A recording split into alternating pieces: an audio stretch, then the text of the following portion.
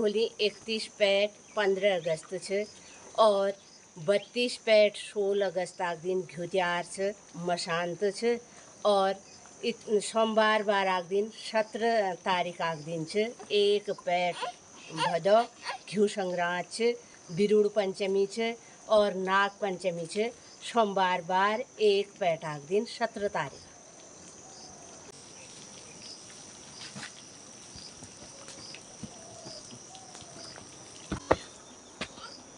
तो मैं आया खेत से और लेके आया सब्जी। तो मित्रों देखते हैं इसमें क्या क्या सब्जी है। और ये आगे करेले और भिंडी। सुबह के 7:30 बजने वाले हैं। अभी मुझे काफ़ी सब्जियां तोड़नी हैं और अब सब्जी का कुछ सीज़न चलेगा 1-1.5 महीना। करेले, भिंडी, लौकी, तोरई ये सब होने की संभावना है। और इस बार सब्जी का सीज़न बहुत बुरा गया, अभी तक कोई सब्ज़ी ज़्यादा बेची नहीं। तो मैं अभी और करेले तोड़ के लेके आता हूँ और 8:30 बजे फिर मार्केट को सब्ज़ी चले जाती है। 1 घंटे में मैंने तैयारी करनी है। अभी सारे करेले तोड़ के अभी इकट्ठे कर दिए और इसकी कर देते हैं धुलाई। करेलों को अब छांट देंगे कुछ इस तरीके के जो टेढ़े। और अभी थोड़ा सा और टाइम है, इस महीने खूब करेले अब बेचे जाएंगे। तो काफ़ी करेले लगा रखे हैं इस बार, करेले ही करेले। तो मित्रों करेले की खेती में बंदर नहीं लगता है और जंगली जानवर सुंगरों का आतंक का डर नहीं लगता और ज़्यादा इसमें मेहनत भी नहीं करनी पड़ती है सिर्फ इसके लिए। तो मित्रों इसमें लगानी पड़ती है टेक या इसके लिए बनाना पड़ता है शेड। तो काफ़ी करेले मेरे पास हैं इस बार और अब टाइम आ गया करेले के फलने का। भादों के महीने खूब करेले खाए बेचे जाएंगे। खाने को तो हमने काफ़ी करेले खा दिए हैं और बेचने के लिए इस बार नहीं थे, तो अब बेचने के लिए शुरुआत हो गई है। तो मित्रों ये कैरेट हो गई छोटी और हमारे पास यहाँ है कैरेट।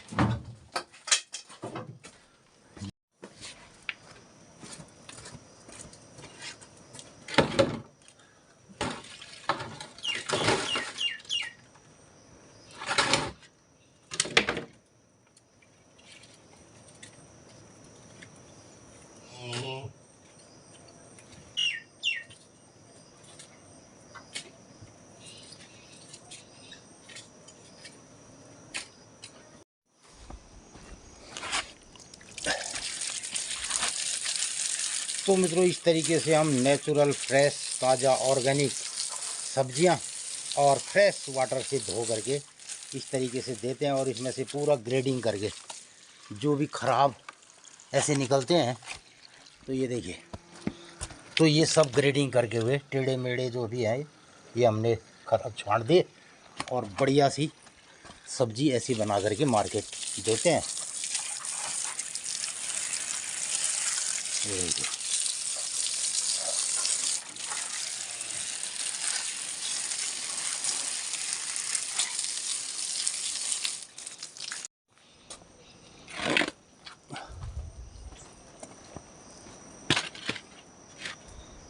तो मित्रों गांव पहाड़ में ये सब कार्यक्रम विगत 30-35 सालों से व्यावसायिक रूप से सब्जियों को हम बेचने के लिए पैदा करते हैं। खाने के लिए तो हो ही जाती है और बेचने के लिए पैदा करते हैं। इस बार हमारे बगीचे में कोई फल फूल ये सब चीज़ें 3 से 4 बार जो ओलावृष्टि हुई उसके चलते कुछ भी ऐसा नहीं है बेचने के लिए। तो अब खरीफ सीजन की कुछ बेलें, गीठी और करेले, लौकी आदि ये सब अब दिखाई दे रही है। अब इसका आ गया, इसने खाना खा के भर गई है, 8 बजने वाला है। अब इसको करेंगे थोड़ा मालिश।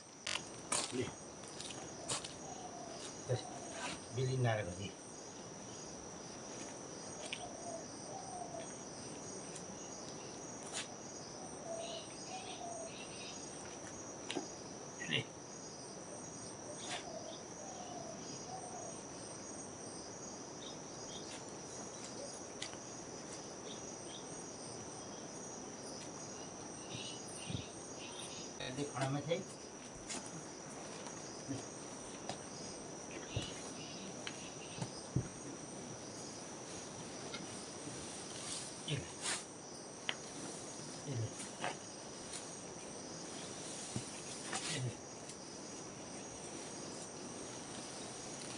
और आजकल खा रही है ये जम के सोयाबीन वाली घास, सोयाबीन के खेतों की निराई कर रही और उसकी वाली घास खा रहे हैं खूब जम के। और कल इसको भी खूब नहलाया और ये बाले आ जाए जैसे दिख रही है। और एक मित्र हमारे कह रहे थे गाय के गौमूत्र से, तो मित्रों हमारी जब भी एक गाय गौमूत्र देती है, गौंती है, और गौंतने का भी गाय का विशेष टाइम होता है। जिस टाइम दूध लगाते हैं ना, दूध लगाने से पहले गाय जो है एक बार गौंतती है। और अगर हम नहलाएंगे गाय को तो उस टाइम भी गाय गौमूत्र देती है।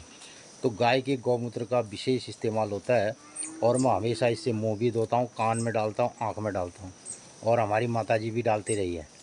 तो कान की जितनी भी गंदगी है, अगर कान में गौमूत्र हमने डाल दिया, उसकी सारी गंदगी जो है बाहर निकल जाएगी दूसरे दिन। तो ये सब्जी जाएगी हमारी मार्केट को। तू लेना पहले रेट क्या क्या ले रहे हैं करके।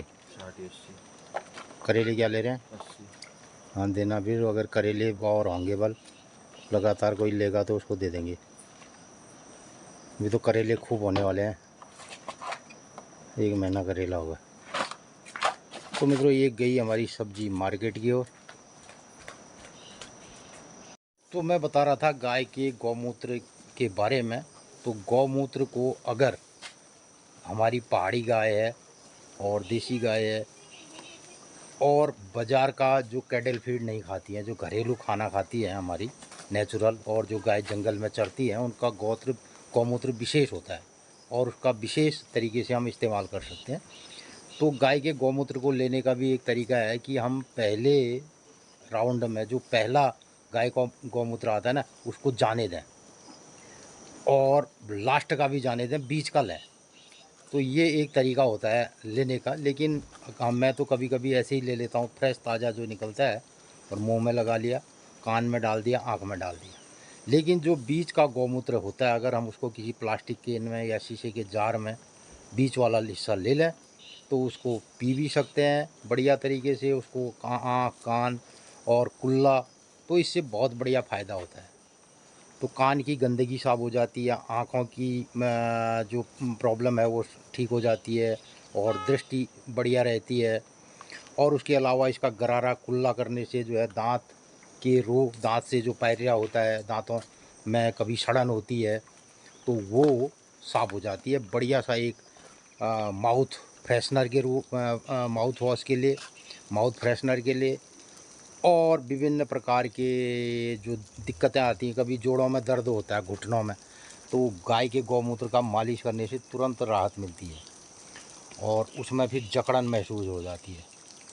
तो गाय के गौमूत्र और एलोवेरा अगर हम अपने जोड़ों के दर्द में लगाएं तो बहुत राहत मिलेगी। ये छोटे छोटे टुटके हमारे गांव पहाड़ में पहले लोग पुराने ज़माने में खूब किया करते थे, और इतनी दवाएं नहीं होती थी। लेकिन आँखों के लिए और कानों के लिए तो बढ़िया सा ड्रॉप है, हम तो इसका हमेशा इस्तेमाल करते हैं।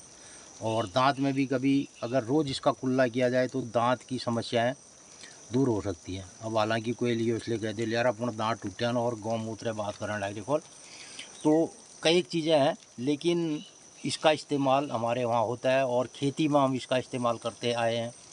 अगर हमारे खेत में कहीं पर फंगल ये प्रॉब्लम आ जाए पेड़ों में, तो इसका लाल मिट्टी में गौमूत्र को मिला करके उसका छिड़काव पहले करते थे। और अभी गौमूत्र से बहुत किस्म की जो है दवाएं बनती हैं, और आजकल लोग बहुतायत में इसका प्रयोग कर रहे हैं। और रोज़ डाला जाए बगैर बीमारी के, मतलब कोई प्रॉब्लम है तब डाल रहे हैं ऐसा नहीं है, वैसे ही डाल दिया है कि प्रॉब्लम ना हो। तो इसलिए हमारे वहाँ आयुर्वेद में दवाओं का कोई मतलब नहीं था कि दवाएं तभी खाई जाएंगी जब बीमारी होगी। तो हमारे वहाँ भोजन और जो ऐसी चीज़ें हैं उनको हमेशा धीरे धीरे लिया जाता रहा कि कोई प्रॉब्लम ना आए।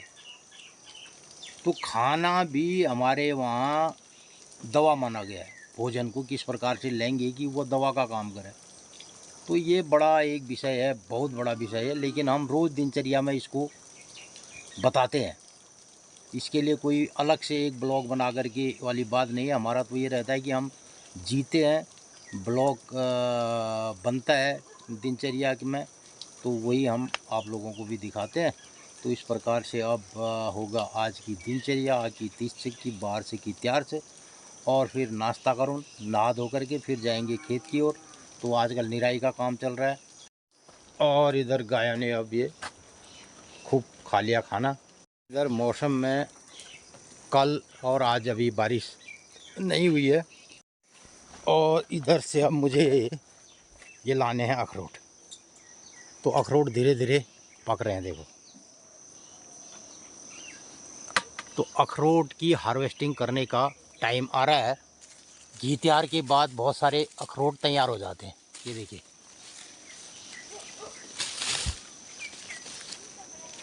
ये जो है ना, ये इन दानों को ये चटक रहे हैं। तो अब मैंने इन दानों को ऐसे तोड़ लिया, वैसे ही नेट में गिर जाएंगे।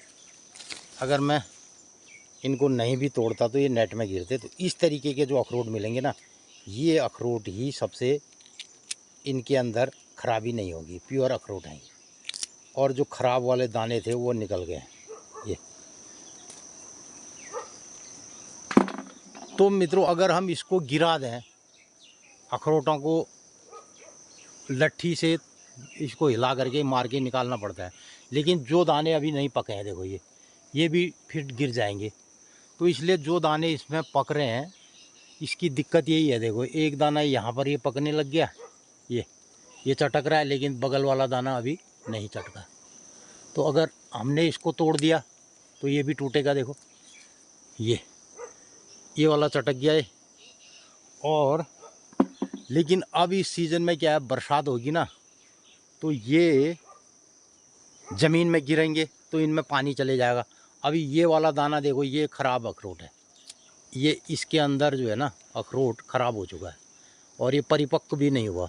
तो इसलिए इसको हम अलग कर देंगे। तो बहुत सारे अखरोट ऐसे अब इसमें अपने आप गिरेंगे नेचुरली। तो हमने ये नेट लगा रखी है नीचे, तो इसमें गिर जाएंगे। तो इसमें गिरेंगे, इसमें से रोज़ के रोज़ अखरोट हम कलेक्ट करेंगे। और इसमें पानी, बारिश हुई तो पानी भी कम जाएगा। कुछ टहनियाँ नेट से बाहर रहती है ना, उन दानों को मैं हाथ से तोड़ लेते हैं। इनको हिला करके ये दाने मैंने ले लिए। कल मैंने इधर से केले की जो घड़ी काटी थी ना, देखो, ये केले का पेड़ गिरा है, इसमें बहुत सारी इतनी गीठियाँ हैं, ये सब बर्बाद हो गई। देखो, गीठी की बेल टूट गई पेड़ को, और इसको गिराया तो पूरे गीठियाँ इधर निकल गई। और अब मैं आ गया हूँ नेट के पास। ये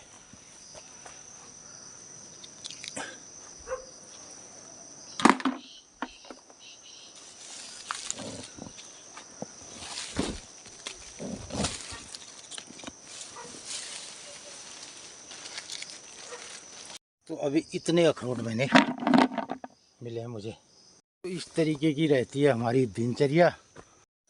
और अब इस सीज़न में एक और कीड़े का टाइम आ रहा है। कीड़ा होता है झूसी कीड़ा, जिसमें बहुत सारे सुई जैसे कांटे होते हैं, बारीक। और जो वो लग गया ना, तो सब खुजली मचाता है। अभी मुझे लग रहा है एक लग गया। अखरोट के पेड़ में बहुत सारे दिख रहे हैं पत्तियों में, तो उससे लगती है खुजली और जलन। इधर हैं, क्या कर रही? जय, अगर इसको छोड़ो, इसको क्या निकाल रही? जय।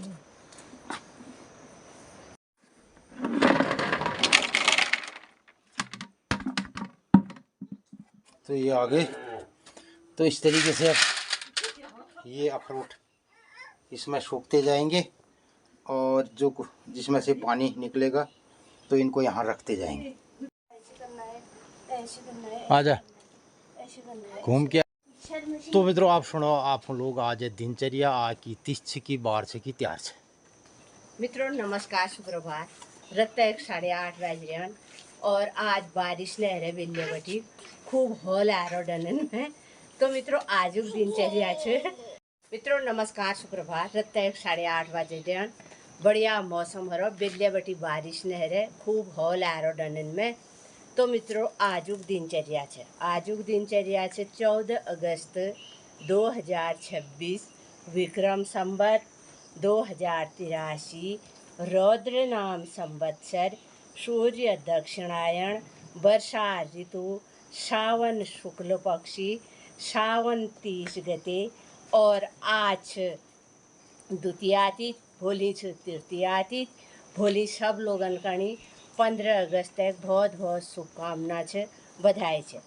तो मित्रों आज 30 पैट सोने रह गए पर भोली 31 पैट 15 अगस्त छे और 32 पैट 16 अगस्त आग दिन घुत्यार छे मशांत छे और सोमवार बार आग दिन 17 तारीख आग दिन छे। एक पैट भदौ घ्यू संग्रांत छे बिरुड़ पंचमी छे और नाग पंचमी छे सोमवार बार एक पैट आग दिन 17 तारीख।